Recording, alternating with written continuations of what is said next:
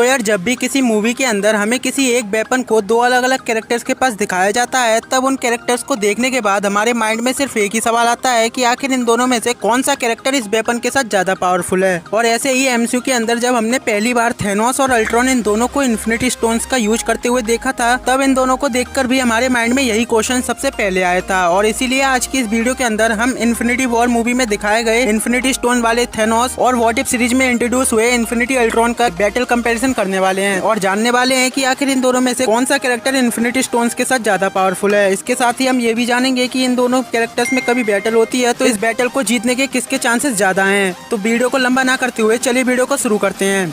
तो सबसे पहले बात करते हैं थैनोस की। तो थैनोस एमसीयू के मल्टीवर्स सागा का एक काफी इंटेलिजेंट और पावरफुल विलन है जो कि हमें सबसे पहले दी एवेंजर्स मूवी के मिड क्रेडिट सीन में इंट्रोड्यूस हुआ था। थैनोस टाइटन नाम के प्लेनेट से बिलोंग करता है जो कि अब पूरी तरह से डिस्ट्रॉय हो चुका है और टाइटन प्लेनेट के डिस्ट्रॉय होने के पीछे का रीजन उस पर बढ़ रही पॉपुलेशन थी। थैनोस को पूरे मार्वल यूनिवर्स के सबसे पावरफुल कैरेक्टर्स में से एक माना जाता है और जब से थैनोस एमसीयू के अंदर दिखाया गया है तब से थैनोस का सिर्फ एक ही गोल रहा है, यूनिवर्स की आधी पॉपुलेशन को जान से मार देना, ताकि यूनिवर्स के बचे हुए आधे लोग अपनी लाइफ को भरपेट खाने और पूरे रिसोर्सेज के साथ जी सकें। लेकिन जब थैनोस इसी चीज को अपने प्लेनेट टाइटन पर करने की कोशिश करता है तब उसके प्लेनेट के सभी लोग उसे पागल बताकर थैनोस को अपने प्लेनेट यानी कि टाइटन से बाहर निकाल देते हैं। थैनोस के टाइटन से जाने के कुछ साल बाद ही टाइटन प्लेनेट अपनी बढ़ती पॉपुलेशन की वजह से पूरी तरह से डिस्ट्रॉय हो जाता है और वहाँ के सारे लोग भी मारे जाते हैं। टाइटन प्लेनेट के तबाह होने के बाद थैनोस अपनी एक बड़ी सी आर्मी बनाता है और अपनी आर्मी के साथ मिलकर वो दूसरे प्लेनेट्स पर जाकर प्लेनेट्स के आधे लोगों को मारने लगता है। लेकिन प्लैनेट्स पर जाकर आधे लोगों को मारने में थैनोस को काफी ज्यादा टाइम लगता था, इसीलिए उसने यूनिवर्स की आधी पॉपुलेशन को एक ही बार में मिटाने के लिए सभी इन्फिनिटी स्टोन्स को कलेक्ट किया और यूनिवर्स की आधी पॉपुलेशन को सिर्फ और सिर्फ अपनी एक ही स्नैप में मिटा दिया।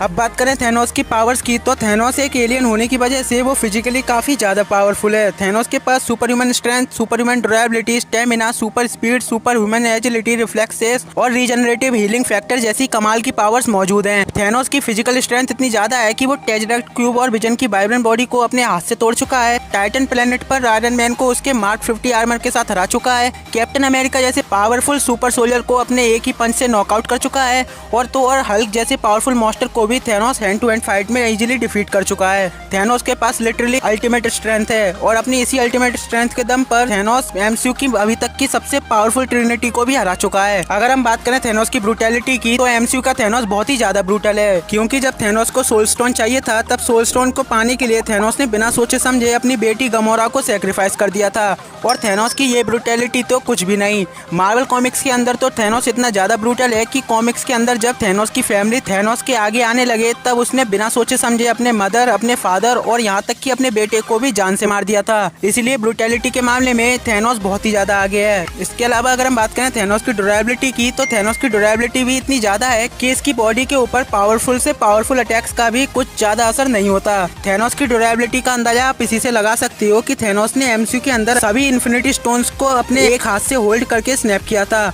और ये बात तो हम सभी को पता है कि इन्फिनिटी स्टोन से स्नैप करना तो दूर की बात, इन सभी इन्फिनिटी स्टोन्स को होल्ड कर पाना भी किसी भी कैरेक्टर के लिए काफी ज्यादा डिफिकल्ट है। और इन सभी स्टोन्स में से पावर स्टोन्स तो इतना ज्यादा पावरफुल है कि अगर कोई कैरेक्टर उसे गलती से छू भी ले तो ये स्टोन उसकी जान भी ले सकता है। इसके अलावा थैनोस का हीलिंग फैक्टर भी काफी ज्यादा स्ट्रॉन्ग है, जिससे वो अपने मेजर से मेजर इंजरीज को भी काफी तेजी से हील कर सकता है। और सिर्फ इतना ही नहीं, जब अवेंजर्स इन्फिनिटी वॉर मूवी में जब थॉर अपने स्टॉर्म ब्रेकर से थैनोस के ऊपर अटैक करता है तब थैनोस ना सिर्फ उस अटैक से सर्वाइव करता है बल्कि आगे चलकर वो उस अटैक से होने वाली इंजरीज से खुद को हील भी कर लेता है। तो यही सारी डिटेल थी थैनोस के बारे में। और क्योंकि आप सभी थैनोस के बारे में जान चुके हैं तो आइए अब बात करते हैं व्हाट इफ सीरीज में दिखाए गए अल्ट्रॉन की। तो अल्ट्रॉन एक काफी स्ट्रॉन्ग एंड पावरफुल एआई है जिसे कि टोनी स्टार्क और ब्रूस बैनर ने मिलकर बनाया था। वैसे तो टोनी ने अल्ट्रॉन को अर्थ की प्रोटेक्शन के लिए बनाया था, लेकिन जब ये अल्ट्रॉन पूरी तरह से कंप्लीट हुआ तब ये अर्थ की प्रोटेक्शन करने की बजाय उल्टा अर्थ को डिस्ट्रॉय करने लगा। और जिस तरह एमसीयू की मेन टाइमलाइन के अंदर अल्ट्रॉन ने अपने लिए एक वाइब्रेनियम बॉडी को बनाया था, ठीक उसी तरह इस यूनिवर्स के अल्ट्रॉन ने भी अपने लिए वाइब्रेनियम बॉडी को बनाया और फिर फिर उस बॉडी के अंदर खुद को ट्रांसफॉर्म कर लिया। वाइब्रेनियम बॉडी को पाने के बाद ही अल्ट्रॉन इतना ज्यादा पावरफुल हो गया कि इसने अकेले ही अर्थ के सभी लोगों के साथ साथ पूरी की पूरी अवेंजर्स टीम को भी जान से मार दिया। और फिर सभी अवेंजर्स को जान से मारने के बाद जब ये अल्ट्रॉन अर्थ को डिस्ट्रॉय कर रहा था तभी उसके पीछे एक पोर्टल ओपन हुआ जिसमें से बाहर आया थैनोस।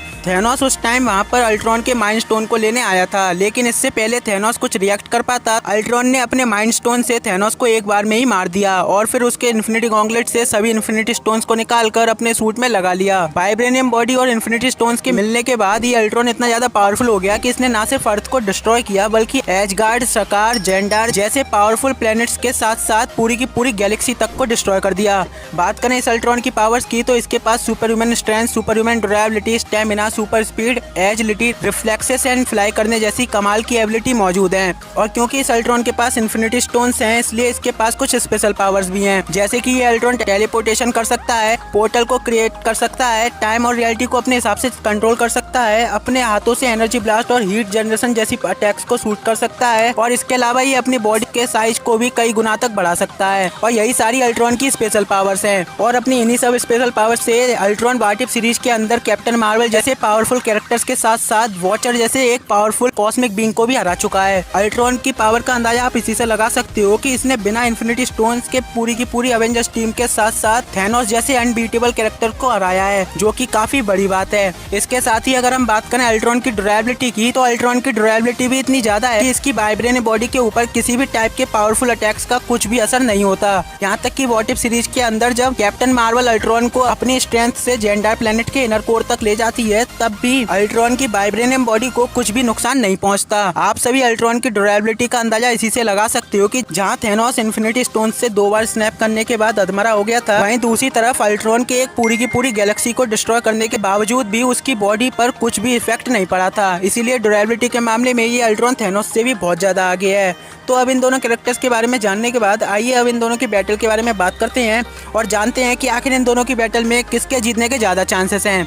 तो एमसीयू के थैनोस का सामना अगर व्हाट इफ सीरीज के अल्ट्रॉन से होता है तो इन दोनों की इस बैटल में अल्ट्रॉन के जीतने के चांसेस बहुत ही ज्यादा हैं, क्योंकि अल्ट्रॉन थैनोस के मुकाबले इन्फिनिटी स्टोन्स के साथ ज्यादा पावरफुल है और वो अपने इन्फिनिटी स्टोन्स को थैनोस के मुकाबले काफी अच्छी तरह यूज करता है। इसके अलावा अल्ट्रॉन को अपने इन्फिनिटी स्टोन्स को यूज करने के लिए किसी भी टाइप की गॉन्टलेट का भी यूज नहीं करना पड़ता। अल्ट्रॉन चाहे तो अपने माइंड से ही इन्फिनिटी स्टोन्स की पावर्स को कंट्रोल कर सकता है। लेकिन वहीं दूसरी तरफ अगर हम बात करें थैनोस की तो थैनोस को अपने इन्फिनिटी स्टोन्स को कंट्रोल करने के लिए सबसे पहले उसे अपने इन्फिनिटी गॉन्टलेट को बंद करना पड़ता है, जिसके बाद वो अपनी इन्फिनिटी स्टोन्स की पावर्स को यूज कर पाता है। लेकिन अगर थैनोस को किसी तरह उसके इन्फिनिटी गॉन्टलेट्स को बंद करने से रोक लिया जाए तो उस टाइम थैनोस को हराना काफी ज्यादा इजी हो जाता है। और ये चीज थैनोस के लिए इस बैटल में काफी बड़ी डिसएडवांटेज है, क्योंकि इस बैटल के अंदर अल्ट्रॉन थैनोस को अपने इन्फिनिटी गॉन्टलेट को बंद करने से पहले ही वो उसे अपने इन्फिनिटी स्टोन्स की पावर्स से हरा देगा, जिस तरह उसने अपने यूनिवर्स के थैनोस को हराया था। और इसीलिए जहाँ तक मुझे लगता है कि थैनोस और अल्ट्रॉन की इस बैटल में एमसीयू का थैनोस हार जाएगा और व्हाट इफ सीरीज का अल्ट्रॉन इस बैटल को काफी इजीली जीत जाएगा।